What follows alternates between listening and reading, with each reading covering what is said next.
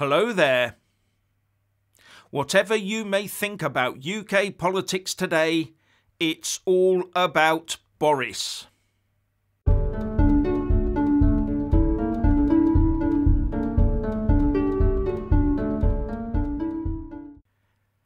Here we are in a more dangerous world with a cost of living crisis and the opportunity to relaunch the UK in a post-Covid world, but the problem is that UK politics is now all about Boris. The Prime Minister was forced to publicly defend himself for 2 hours yesterday afternoon over an inconclusive interim report, trying to fend off a red onslaught and hostile blue-on-blue action, including from his predecessor Theresa May, who served him a cold dish of revenge. And no one really came out the better for it. The defenders of Boris were mostly obsequious, and his detractors in the main came across like slavering hate merchants. But those that wanted Boris to fall on his sword and resign couldn't make their minds up. The Sugray report was either completely damning or it was so lacking in detail as to be an insult to the country. If it was so damning, why wasn't the name Boris Johnson plastered throughout the report? And if they are blaming Boris for it being so thin, are they accusing Cressida Dick, the Metropolitan Police and Sugray for colluding with the PM to bury bad news?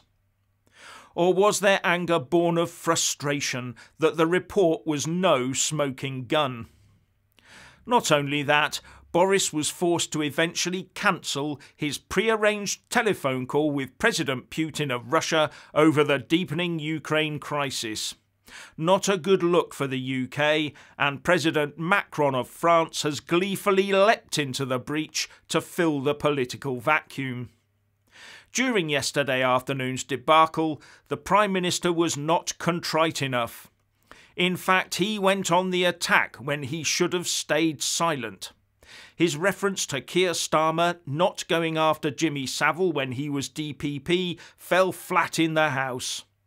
And those opposing Boris were far too eager to base their attacks on an interim report that specifically stated that no conclusions can be drawn from it. But politicians are adept at taking 2 and 2 and making any number they please from it. And I have to say that the fact that a top civil servant in the form of the report author Sugray and the police have asked for everyone to wait should tell us all that there's far more to this affair than breaking summary-only Covid regs that can only attract fines as punishment. One interesting moment for me was when one opposition MP asked the Prime Minister if drugs were involved, to which the Prime Minister answered that he should ask his front bench about that, drawing gasps from around the Commons. So with Sugray saying in her report that there is what I would describe as an out-of-control drinking problem in Downing Street, and given anecdotes from others, a drinking culture that seems to encompass the whole of Westminster, including both politicians and officials, and now questions about drugs, maybe we need plod with sniffer dogs and breathalyzers in there. Actually, it's not a maybe. Those people in Westminster have been exposed as self-serving wretches who put themselves above the law. And if there's a hint that they're high on illicit substances, then it needs exposing and criminal action taken against them.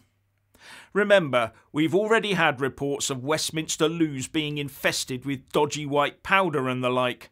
And you start to wonder if they have to check the green benches before they sit down in case they impale themselves on a stray syringe or something. And I wonder how many of them carry a hip flask, or worse, around with them. Here we have people who debate and make our laws, and we have stories emerging of drunk MPs being carried through the lobbies to vote. Sounds very democratic, doesn't it?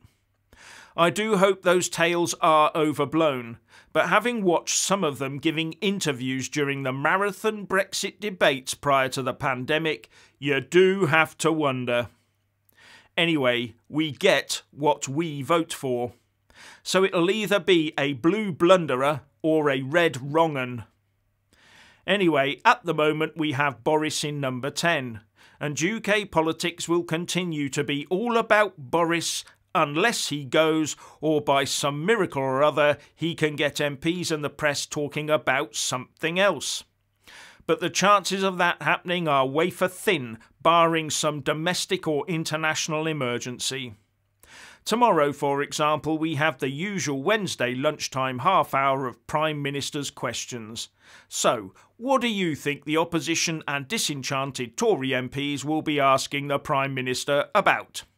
What do you think Keir Starmer will be asking most, if not all, his questions on? What subject will the SNP leader in Westminster, Ian Blackford, sink his much exercised gnashers into? Will the Lib Dem leader Ed Davies shy away from Partygate? All I see coming is a replay of yesterday afternoon, and Blackford might repeat his allegations of Boris lying and get himself ejected from the House by the Speaker, again, just like yesterday.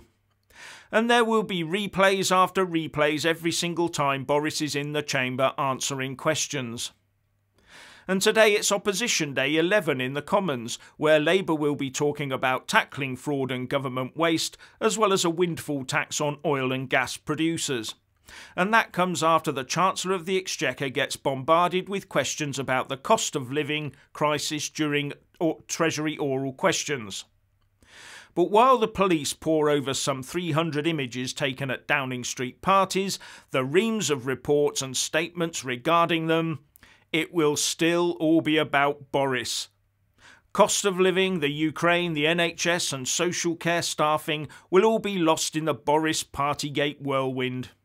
Especially as there are reports that the Met is investigating 4 events that Boris himself allegedly attended. But what will fill the Boris void if he does decide to resign or his backbenchers force him out? Without this Partygate affair, Boris Johnson might have been the person with the personal flair to get Brexit Britain moving again. But it's hard to see how he can do that now, unless he can pull the mother of all rabbits out of his hat before the end of the week. And no amount of bleating about how Boris got the big calls right will help, because the press will not print that. Their sights are set firmly on Partygate and the column inches that the fall of Boris will generate. But who has the charisma to replace him? Would we just end up with the greyest of grey, safe pair of hands? Someone not out to rock boats with the European Union, for example. This is the time for someone with real get up and go. But who? Now, the Gray Report recommendations, which Boris has 100% accepted, talk about a restructuring of the civil service within number 10. It might surprise many to learn that there are some 400 civil servants and special advisors, the SPADs, crammed into number 10. But their management hierarchy is situated in the Cabinet Office. It therefore seems that there has been little or no management oversight between employer and employed within Downing Street. Hence the shenanigans, they say. So the plan, first mooted by Tony Blair when he was Prime Minister, is to form a whole new government department specifically for number 10, with a full in-house top-down management structure. But this leads to serious concerns. Does this mean more power for the Prime Minister? Does it reduce the standing of the departments of state like the Treasury, the Home Office and the Foreign Office? Will it mean a whole new tranche of highly paid and decorated civil servants scuttling around the corridors of Westminster? Then there's the status of the top civil servant in the new number 10 department.